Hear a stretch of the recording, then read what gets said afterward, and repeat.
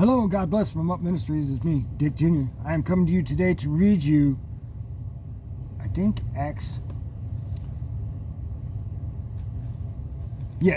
chapter 23. Sorry, I got confused for a second there.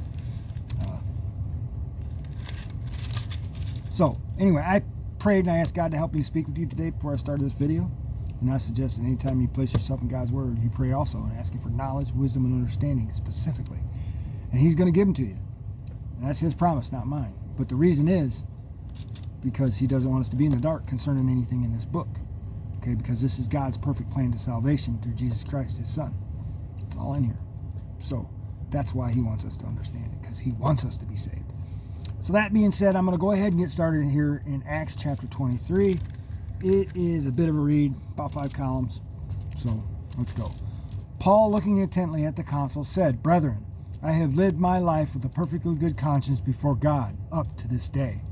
The high priest, Ananias, commanded those standing beside him to strike him on the mouth. Then Paul said to him, "God is going to strike you, you whitewashed wall. Did you sit to try me according to the law, and in violation of the law order me to be struck?"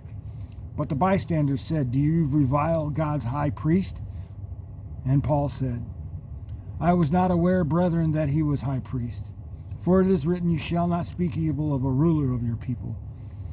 But perceiving that one group were Sadducees and the others Pharisees, Paul began crying out in the council, "Brethren, I am a Pharisee, a son of a Pharisees. I am on trial for the hope and resurrection of the dead." As he said this, there occurred a dissension between the Pharisees and Sadducees, and the assembly was divided. For the Sadducees say that there is no resurrection, nor an angel, nor a spirit, but the Pharisees acknowledge them all. And there occurred a great uproar, and some of the scribes of the Pharisaic party stood up and began to argue heatedly, saying, "We find nothing wrong with this man. Suppose the spirit of an angel has spoken to him." And this is the same division as we have in our church today. So, I could display it, but we're just reading through. And as a great dissension was developing, the commander was afraid Paul would be torn to pieces by them, and ordered the troops to go down and take him away from them by force and bring him into the barracks.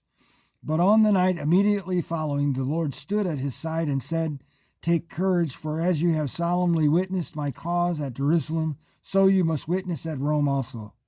When it was day, the Jews formed a conspiracy and bound themselves under an oath, saying that they would neither eat nor drink until they had killed Paul. There were more than 40 who formed this plot. They came to the chief priests and the elders and said, "We have bound ourselves under a solemn oath to taste nothing until we have killed Paul. Now therefore you and the council nullify the commander to bring him down to you, as though you were going to determine his case by a more thorough investigation. And we, for our part, are ready to slay him before he comes near the place." But the son of Paul's sister heard of their ambush, and he came and entered the barracks and told Paul. Paul called one of the centurions to him and said, "Lead this young man to the commander, for he has something to report to him." So he took him and led him to the commander and said, "Paul the prisoner called me to him and asked me to lead this young man to you, since he has something to tell you." And the commander took him by the hand and stepping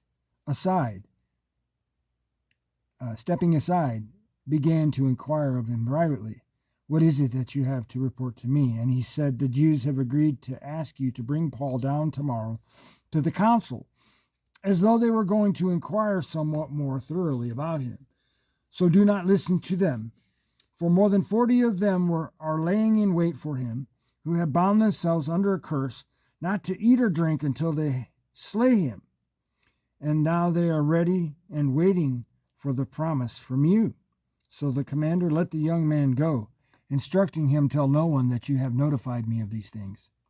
And he called to him 2 of the centurions and said, "Get 200 soldiers." That's what centurions do. Century, 100 soldiers. 200 soldiers ready by the 3rd hour of the night to proceed to Caesarea with 70 horsemen and 200 spearmen. They were also to provide mounts to put Paul on and bring him safely to Felix the governor. And he wrote a letter having this form: Claudius Lysias, to the most excellent governor Felix, greetings.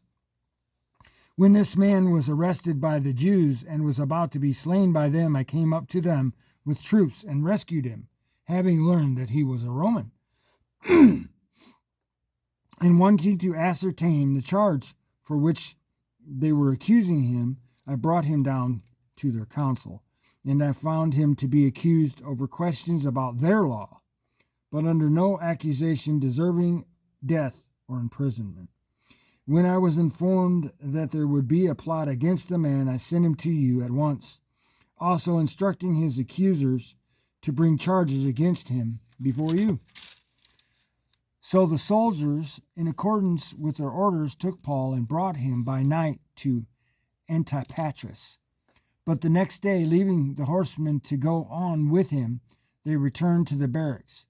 And when these had come to Caesarea and delivered the letter to the governor, they also presented Paul to him.